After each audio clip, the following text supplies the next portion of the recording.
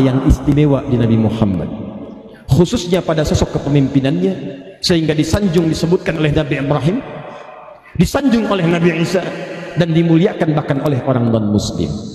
Di antara rahasianya, kita mulai dengan Quran surah ke-33 ayat 21. Jadi kita baru mulai ini.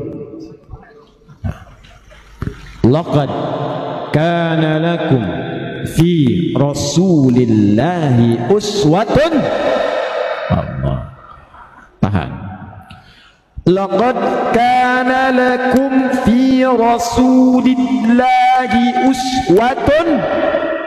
Jangan lupa ayat ini dalam qiraat Warsh dan Qalun dari Imam Nafi' bisa dibaca dengan kalimat iswah, riwayat yang kedua.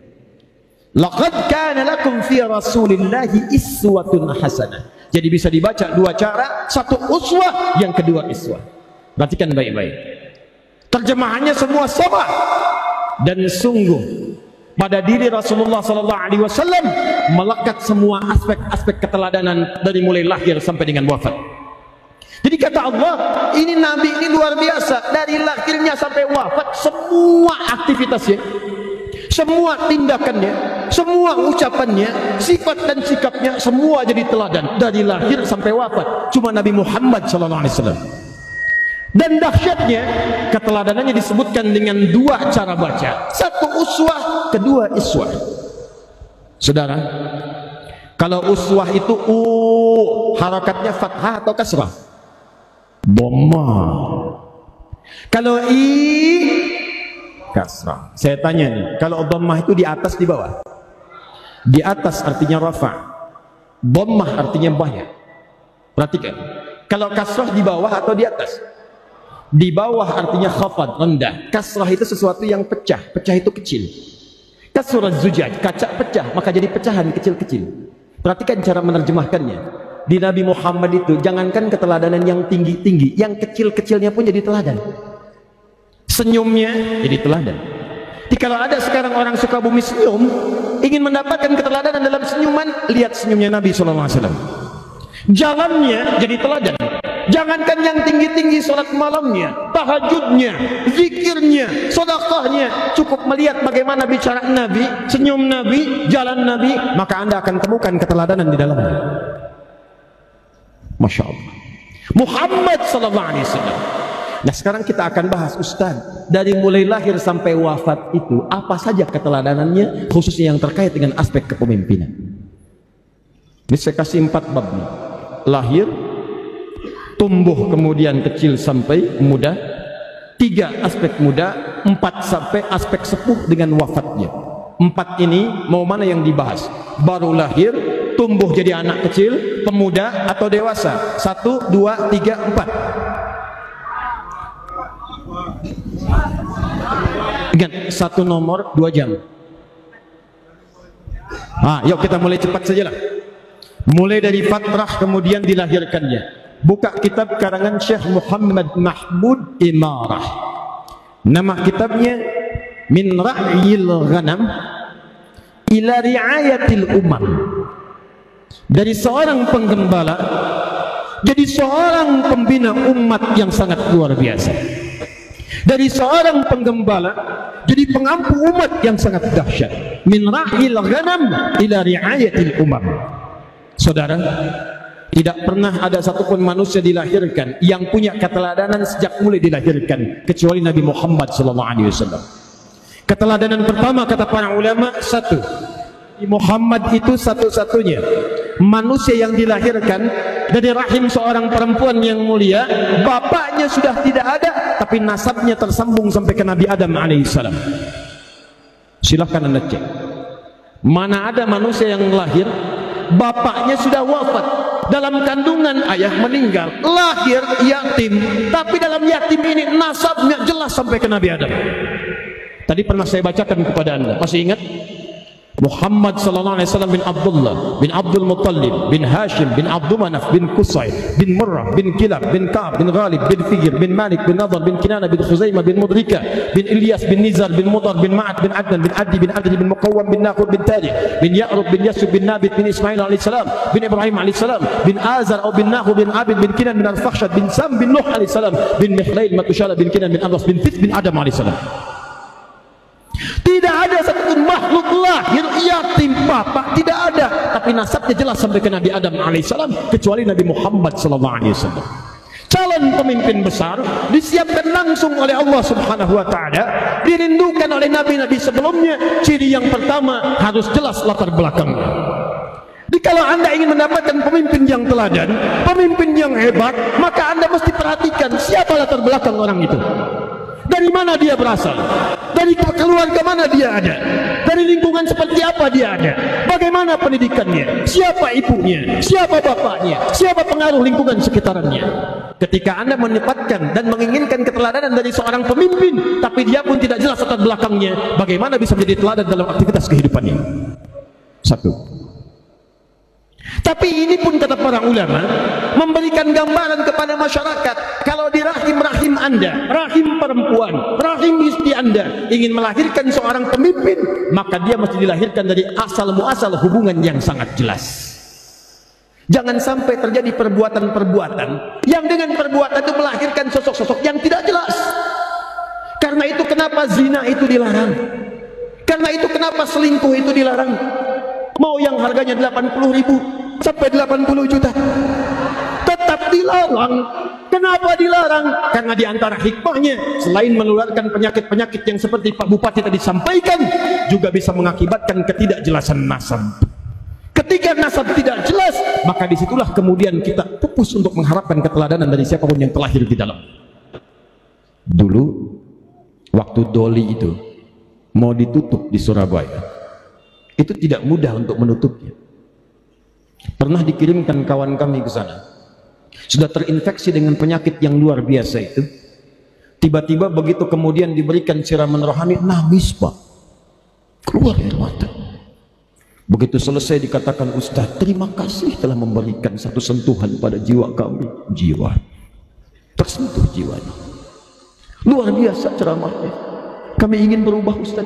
Enggak apa-apa, untuk Ustaz malam ini diskon 50%.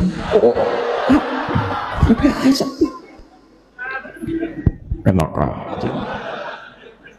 Jadi kalau memang maksiat sudah dalam melekat kepada jiwa, itu tidak mudah melepaskannya. Yang paling dahsyat hasil dari maksiat itu kalau tidak jelas keluarnya, itu yang berbahaya nanti bagi kehidupan di masa yang akan datang. Sangat berbahaya. Hubungan ke mahram menjadi kacau, pernikahan menjadi tidak jelas di kemudian hari, warisan kemudian menjadi terbengkalai untuk dibagikan, tidak jelas ini keturunan siapa, bagaimana pembagiannya, bagaimana pernikahannya, maka kacaulah kehidupan di masyarakat. Karena itu kalau Pak Bupati ingin mengatur kemudian di kehidupan rakyat Sukabumi, melarang hubungan-hubungan yang tidak jelas, melarang aktivitas yang tidak jelas, melarang hal-hal yang bisa menyebabkan racun di kehidupan masyarakat, siap dibantu insya Allah, siap didukung insya Allah. Kalau beliau ingin menghapuskan HIV di wilayah Sukabumi, kita dukung, kita dukung. Takbir. Jadi kalau anda menginginkan lahir seorang pemimpin di Sukabumi ini, maka siapkan, jangan cuma diidam-idamkan. Minimal anda cita-citakan, masa iya sih Pak, berapa jumlah penduduk di Sukabumi ini? Berapa? 2.800.000. Masa iya dari 2.800.000 nggak ada satu yang jadi? Kenapa tidak anda siapkan? Ayo maksimalkan, bikin madrasah yang bagus, bikin tingkat sekolah yang luar biasa, maksimalkan sekolah-sekolah, isi masjid-masjid, isi nilai-nilai kebaikan-kebaikan, tumbuhkan. Jangan cuma berharap tapi tidak disiapkan. Karena doa itu fitrahnya akan dikabulkan ketika diwujudkan dengan ikhtiar. Buka Quran surah ketiga Ali Imran ayat ke-35 sampai dengan 37. Silahkan cek paling kiri dari tengah sampai ke bawah. Bagaimana ciri pemimpin yang harus diperhatikan agar pada pilgub nanti tak salah pilih? Dan Allah ya'murukum an tu'addul amanati ila ahliha. Amanah Wa idza hakamtum bainan nasi an tahkumu bil adil. Amanah adil.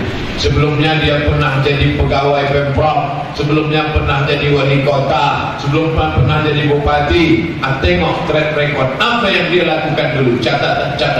Ada program Islaminya, ada ininya, ada, pilih. Istikharah. Ibu udah istikharah? Udah Pak Ustaz. Gimana istikharahnya? Asal pejam mata, gambar dia aja nampak. Kenapa gambar dia nampak? Udah ngasih jilbab 3, pemimpin 1, surat Yasin 2, istikharah politik aja. Bila amanah kepemimpinan Riau dipercayakan masyarakat Riau kepada Ustaz Abdul Somad, apakah Ustaz bersedia? Saya ini PNS tak boleh masuk politik praktis. Itu yang catat pertama. Yang kedua, saya tak punya bakat kepemimpinan. Biarkanlah saya sampai tua menjadi guru mengaji. Kalau nanti suara saya sudah tak keluar lagi, umur sudah 50-60, saya tetap akan mengaji di rumah saya. Anak-anak dekat rumahku saya ajar mengaji. Alif alif di bawah, alif depan ibu, alif dua di bawah, alif depan ilmu sampai malaikat maut datang. Saya mau menjadi guru mengaji. Tapi bahwa seorang mau minta ceramahkan tentang politik, saya akan ceramahkan tentang politik Islam. Kita buat seminar nanti dekat-dekat masa pemilihan, bagaimana memilih cerdas kepemimpinan politik Islam. Jika usul amru ila ghairi ahli, kalau diberikan pada orang yang tak layak, fantazis sana, tunggulah kehancuran. Riau tak akan bergerak, jalan di tempat kalau tak mundur ke belakang. Langsung. Dalam ajaran Islam, memilih pemimpin adalah kewajiban agama yang tidak boleh diabaikan.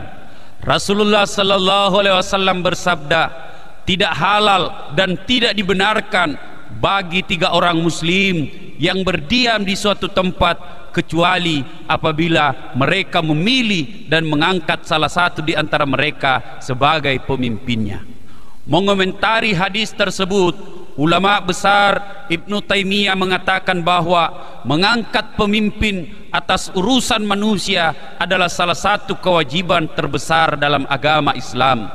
Dipandang dari hadis tadi, maka partisipasi umat Islam dalam memilih pemimpin merupakan suatu bagian ibadah kepada Allah Subhanahu wa taala, dan harus disadari bahwa keikutsertaan itu akan dipertanggungjawabkan di dunia dan di akhirat kelak. Maka dalam konteks memilih pemimpin tersebut, Islam memberikan syarat-syarat seorang yang layak dijadikan pemimpin antara kita. Syarat-syarat itu antara lain, yang pertama, menurut Ibnu Taimiyah, syarat-syarat itu antara lain, yang pertama, beragama Islam, beriman dan bertakwa kepada Allah Subhanahu wa taala. Karena setiap pemimpin itu terkait erat dengan pencapaian suatu cita-cita, maka kepemimpinan itu harus berada di dalam genggaman tangan seorang pemimpin yang beriman kepada Allah Subhanahu wa taala. Allah Subhanahu wa taala dengan tegas melarang kita untuk mengangkat atau menjadikan orang-orang kafir sebagai pemimpin. Pendengar yang saya muliakan, syarat kedua menjadi pemimpin adalah mempunyai moralitas yang baik, yaitu tidak gemar melakukan perbuatan dosa dan maksiat seperti korupsi, manipulasi, dusta dan khianat. Para pemimpin itu hendaklah berakhlak terpuji, senantiasa berkata jujur, teguh dalam pendirian, teguh memegang amanah, dan tidak suka bermaksiat kepada Allah, termasuk tidak suka selingkuh. Pendengar yang saya muliakan, syarat ketiga adalah berilmu pengetahuan. Selayaknya seorang yang dipilih sebagai pemimpin mempunyai pengetahuan yang mencakup pengetahuan tentang administrasi negara, pengetahuan tentang politik, pengetahuan tentang hukum, dan yang terpenting adalah pengetahuan tentang aturan-aturan agama Allah. Allah Subhanahu wa taala menggambarkan prototipe pemimpin seperti itu dalam Al-Quran. Berkata Yusuf, jadikanlah aku bendaharawan negara Mesir. Sesungguhnya aku adalah orang-orang yang pandai menjaga lagi berpengetahuan. Pendengar yang saya muliakan, syarat keempat seorang pemimpin adalah mempunyai kemampuan. Pendengar yang saya muliakan, seorang pemimpin itu hendaknya seorang yang kokoh iman dan takwanya, mulia akhlaknya, dan mampu bersikap adil serta jujur, berilmu dan cerdas, mampu menjalankan tugas, dan istiqamah dalam memikul dan menjalankan amanah yang dibebankan kepadanya. Sehat jasmani dan rohaninya, dan ia harus memiliki kemampuan dan keberanian untuk menegakkan keadilan serta melaksanakan amar ma'ruf nahi mungkar. Pendengar yang saya muliakan, syarat kelima seorang pemimpin adalah mempunyai kepedulian yang tinggi terhadap rakyat dan mempunyai sifat kasih sayang. Allah Subhanahu wa taala berfirman, sesungguhnya telah datang kepadamu seorang rasul dari kaummu sendiri, berat terasa olehnya penderitaanmu, sangat menginginkan keimanan dan keselamatan bagimu, amat belas kasih lagi penyayang terhadap orang-orang mukmin. Dari ayat ini sesungguhnya kita dapat memahami bahwa pemimpin yang baik itu adalah mereka yang beriman kepada Allah, punya pengetahuan dan berakhlak mulia, serta memiliki kasih sayang kepada sesama hamba Allah. Semoga Allah Subhanahu wa taala memberikan kepada kita semua pemimpin yang mampu membawa kita menuju kepada hal yang lebih baik dan mengantarkan kita mendekatkan diri kepada Allah Subhanahu wa taala. Demikian semua